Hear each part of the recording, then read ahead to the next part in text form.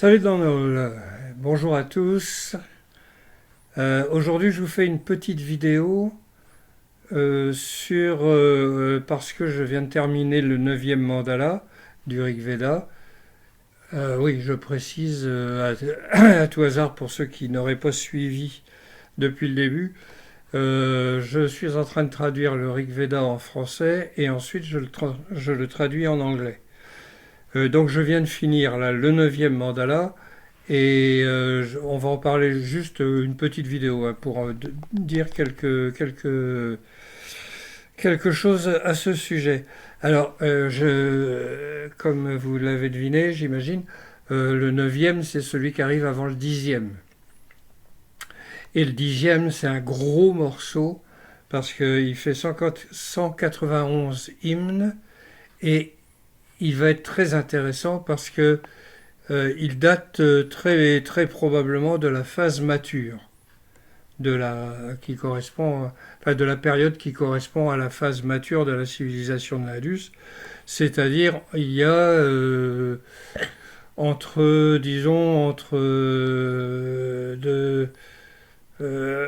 4700 ans et 3900. Ouais, voilà. Bon, alors on va faire un petit point sur ce qu'il nous apprend. Il nous apprend en particulier, enfin il nous apprend, il nous confirme dans ce qu'on a vu déjà, ce qu'on a déjà eu l'occasion de voir. Pour ça, je vous renvoie à la vidéo que j'ai faite qui s'appelle Spécial Soma. Je crois que c'est ce nom-là. Voilà. Vous trouverez ça sur la chaîne YouTube, bien sûr. Euh, donc, il nous confirme donc c'est bien une fibre que le soma est décrit sous le nom de Amshu, c'est-à-dire fibre. C'est une. Alors, c'est pas. Il y a plusieurs choses. Les champignons sont composés de fibres, des fibres solubles. Mais est-ce que ça suffit pour décrire? Je ne suis pas sûr.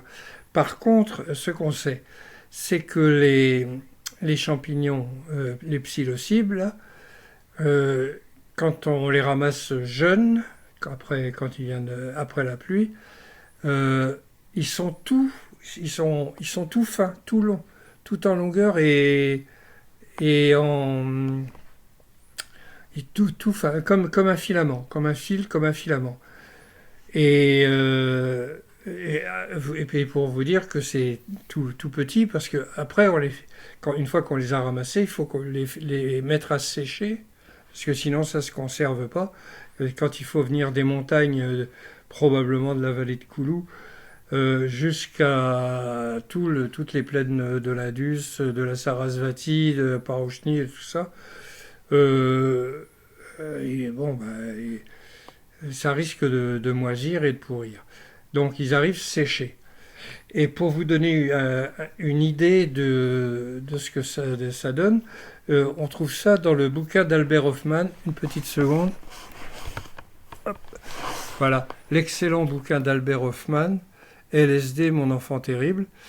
Euh, Albert Hoffman, c'est celui qui a découvert le LSD en 1942, presque accidentellement, puisqu'il cherchait un produit pour les laboratoires sans dose pour traiter les maladies psychiatriques. Et en fait, bon, il a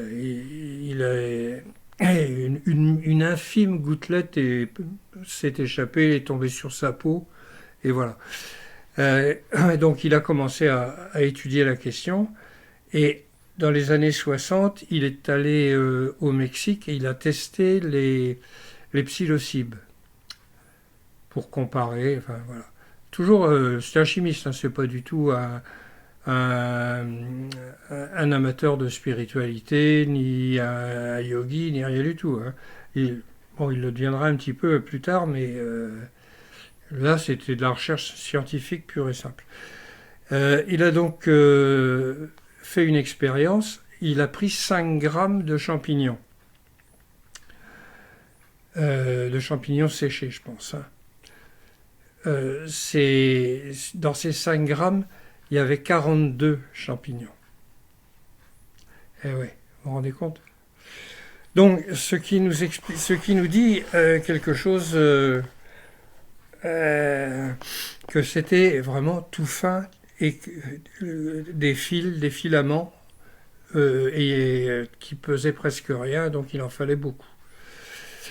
Donc ça nous amène aussi à dire oui, que donc ces champignons qui venaient de la vallée de Koulou, enfin qui venaient de l'Himalaya, mais pas des sommets, hein, pas du haut de l'Everest, probablement de la hauteur de la vallée de Koulou, Koulou Manali, dans la vallée de Koulou, pour ceux qui connaissent.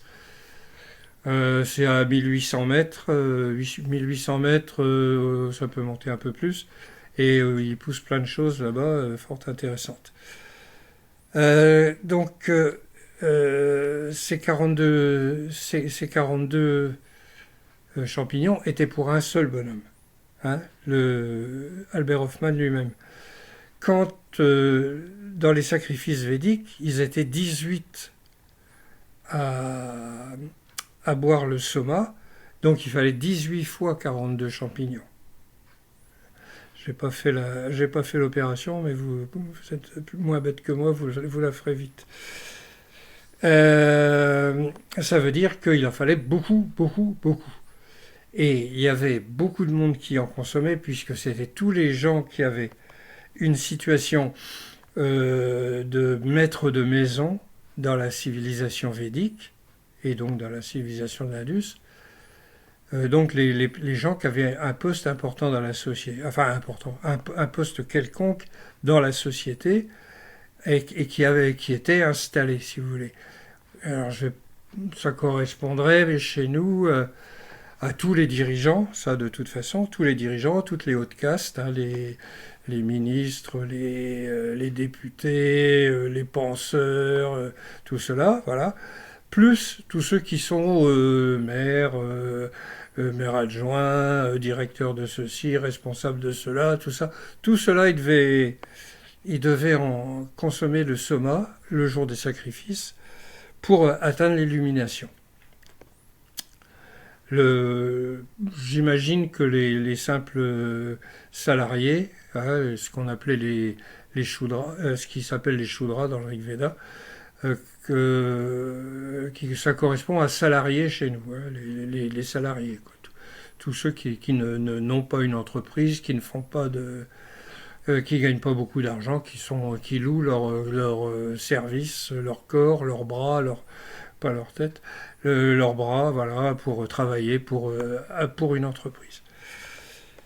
Donc ceux-là, ils ne devaient pas y être tenus, pas forcément, c'était un peu en fonction de leur bon vouloir, ça n'avait pas beaucoup d'importance, parce que ce qui était important, c'était que les hautes castes de la société, comme chez nous, ce serait donc ce que je disais, tous les politiciens, tous les gens qui ont une fonction, tous les intellectuels, les Bernard-Henri Lévy, tout ça, ils devraient faire régulièrement des sacrifices, au moins une fois par an, avec le soma. Et j'imagine Bernard-Henri Lévy et les autres, ça ne devrait pas être triste. Ce ne serait pas triste. Voilà. Donc, je continue. Alors,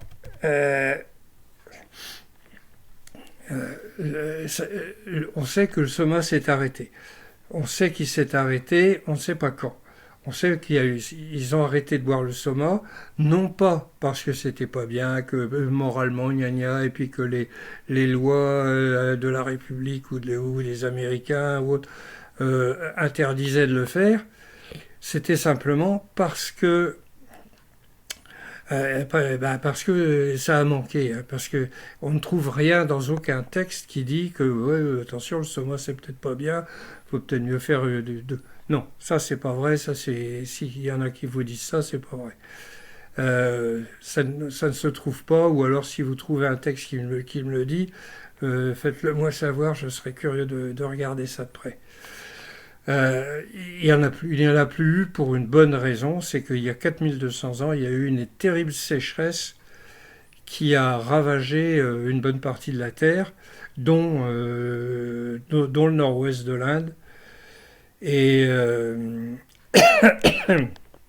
Et puis bon, ben voilà, quand il y a une sécheresse, il n'y a pas d'humidité, par définition.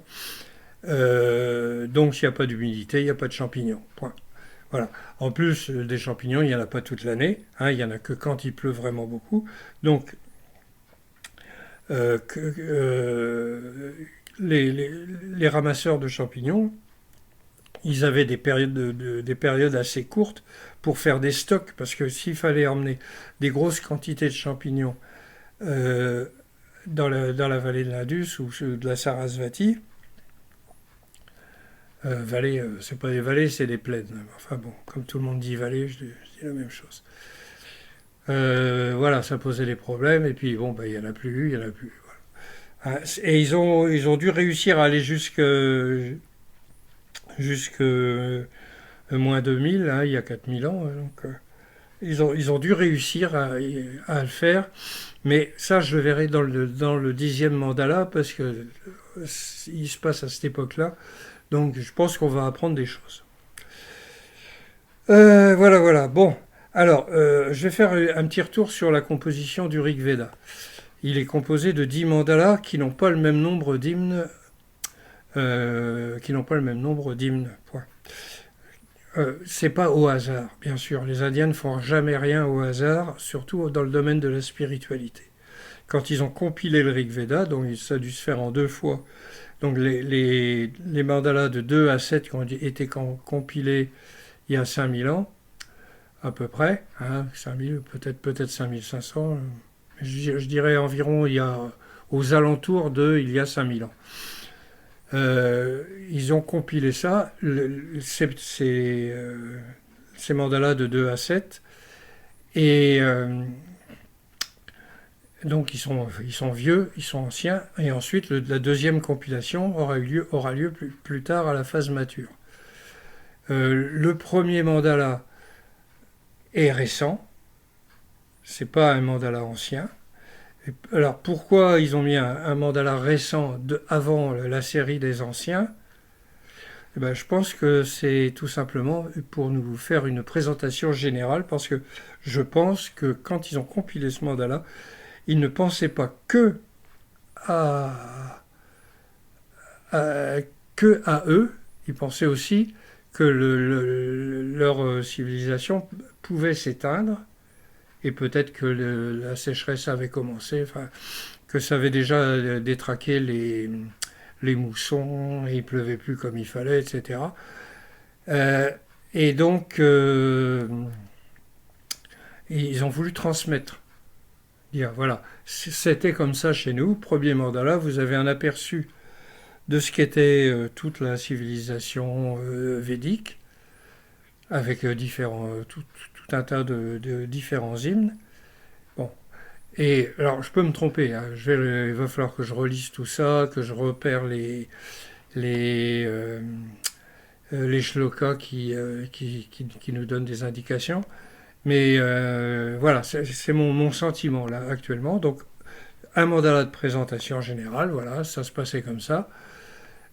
Plus un mandala, plus les mandalas historiques, on va dire historiques, hein, derrière, de 2 à 7, hein, les family books, ce qu'on appelle les family books, donc c'était par famille de rishi. Bon, alors famille, je ne sais pas dans quel sens le prendre forcément.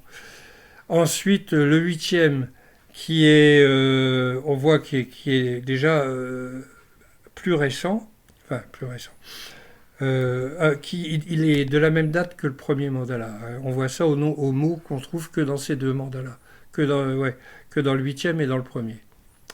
Hein, quand vous cherchez les mots, hein, il y a certaines fois où vous ne trouvez rien du tout, et puis d'autres fois vous trouvez certains mots, mais qui n'apparaissent que dans le premier mandala ou dans le 8e.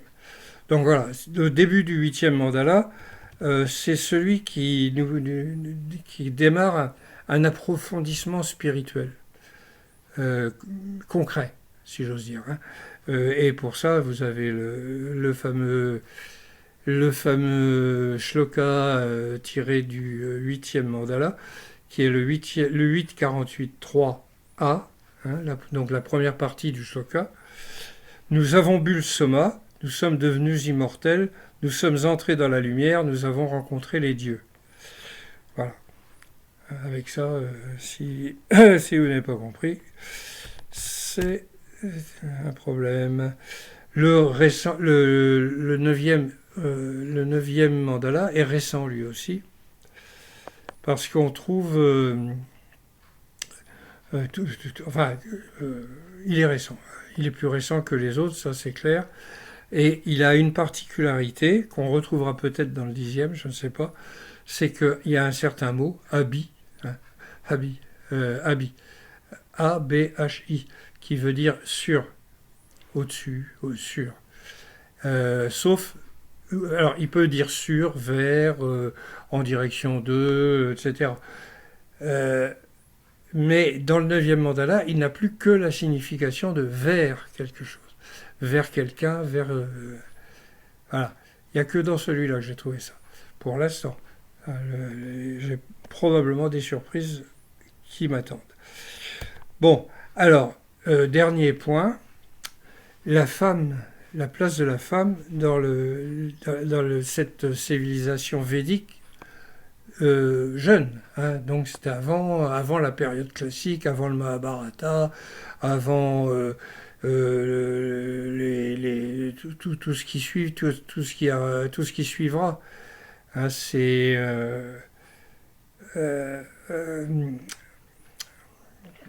je ne sais plus ce que je voulais dire. Ouais, donc à cette période-là, donc il y a 4000 ans, hein, au moins 4000 ans, la femme était considérée, n'était pas discriminée. Hein, la femme n'était pas considérée comme inférieure. Alors, dire qu'elle était l'égale de l'homme, il ne faut peut-être pas exagérer, mais parce que les rois sont des hommes, et les rishis aussi. Je crois qu'il y a une rishini, je ne sais pas comment on dit au féminin, je crois qu'il y en a une aussi, mais je ne suis pas sûr, c'est dans le 10e mandala que je devrais voir ça. C'est des hommes hein, qui étaient au poste important, mais le Rig Veda, le 9e mandala, dit précisément que le soma coule vers l'homme comme vers la femme. Ça veut dire que les deux buvaient le soma. Or, comme la consommation du soma, c'était la chose la plus importante qu'il y avait dans cette civilisation à l'époque où il n'y avait aucun étalage de richesse, il y avait des inégalités, bien sûr, parce que ça, c'est dans la nature, c'est la vie. Il y a des gens plus riches, des gens plus beaux, des gens plus grands, des gens plus petits, etc. Il y avait des gens qui étaient plus riches et plus d'autres. Hein, celui qui pose les briques, celui qui fait les plans. Voilà. Donc, il y avait des inégalités, mais la femme n'était pas discriminée, hein, puisqu'elle pouvait boire le soma. Et d'ailleurs, on dit plus d'une fois dans ce mandala que le soma est pour tous les hommes. Homme à prendre au sens humain, être humain.